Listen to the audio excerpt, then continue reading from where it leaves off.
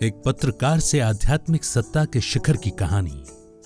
भारत की आजादी के काल में जन्मे वे लोग महान बन गए जिन्होंने अपनी आंखों से भारत को स्वतंत्र होते देखा और फिर उसे बदलते और संपन्न होते अपनी मंजिलें तय की।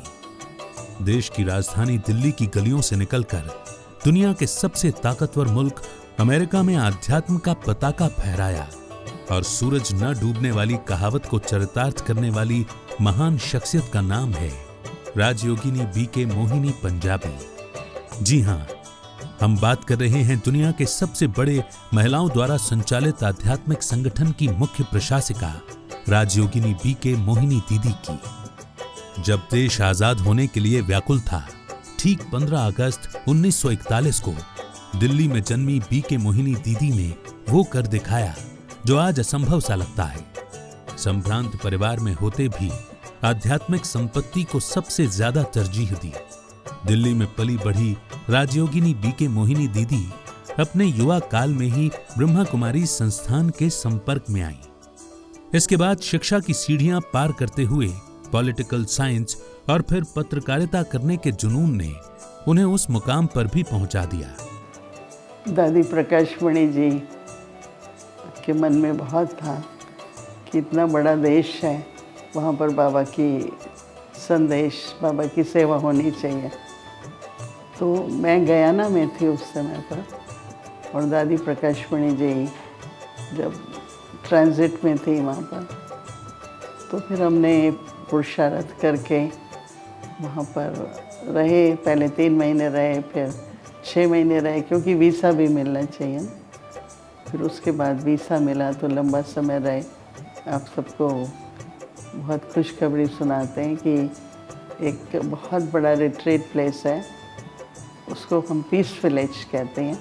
वो विलेज ये 300 एकड़ ज़मीन है, उसमें पहाड़ी है, एक छोटा लेक भी है, ट्रेलर्स हैं, लोग ऊपर जा सकते हैं, और 10 एकड़ ज़मीन के अंदर कई मकान बने हुए हैं। तो अभी वो बहुत छोटा पड़ने लग गया। आधे मंथ के बाद क्लोज़ कर देते हैं रजिस्ट्रेशन। तो उसके साथ की दूसरी प्रॉपर्टी जिसमें 50 कमरे हैं वो भी ली है, उसको धीरे धीरे हम बनाएंगे। ब्रह्मा कुमारी संस्थान के साकार संस्थापक प्रजापिता ब्रह्मा बाबा के संपर्क में आते हुए उन्होंने पढ़ाई तो जारी रखी, परंतु अपनी दिशा आध्यात्म को ही चुना।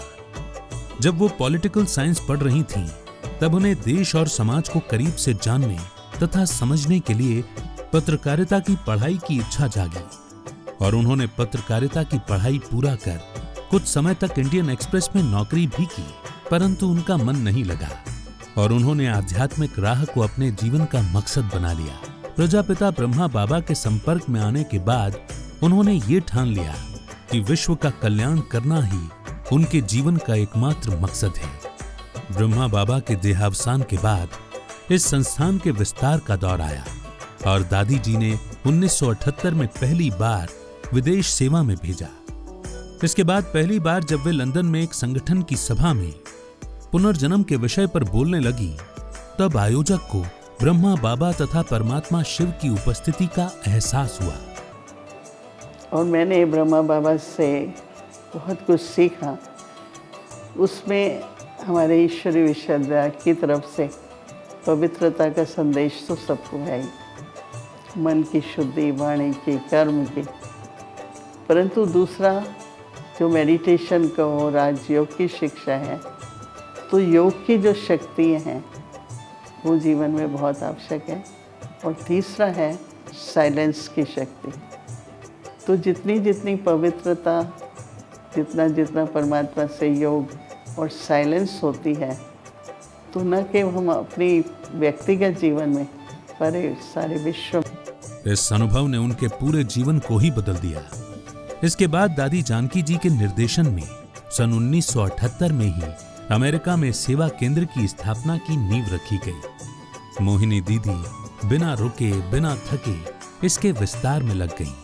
परमात्मा शिव की शक्ति और आत्मिक शक्ति से लगातार प्रयास करती रही, जिससे आज अमेरिका तथा कैरिबियाई देशों में भारत की संस्कृति और राजयोग ध्यान को स्थापित कर दिया। उनके दृढ़ निश्चय और सामाजिक दृष्टिकोण ने आने वाली उन सभी बाधाओं को दूर कर दिया जो स्थापित होने में पत्थर साबित होते हैं। मोहिनी दीदी के तप और त्याग के आगे अमेरिका तो क्या, किसी भी देश की वस्तु और वैभव आड़े नहीं आए। उन्होंने हर किसी को आध्यात्मिक तप से सहज कर दिया। यूनाइटेड नेशन में भी इनके प्रयासों ने रंग लाया और संस्थान को एक पहचान दिलाने में कामयाब रही। मोहिनी दीदी की प्रशासनिक क्षमता और आंतरिक ताकत ने उन्हें हमेशा अपने लक्ष्य की ओर बढ़ने में प्रमुख भूमिका निभाई। वे लगातार अपने मुकाम की ओर बढ़ती गईं, चाहे वो कोरोना काल हो या बाढ़ और तूफान।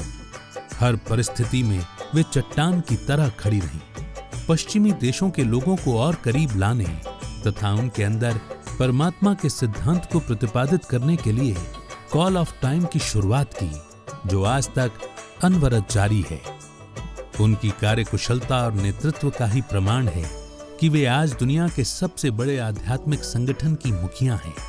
ऐसी महान विभूति को उनके 84वें जन्मदिन की अनेक अनंत शुभकामनाएं। ओम शांति।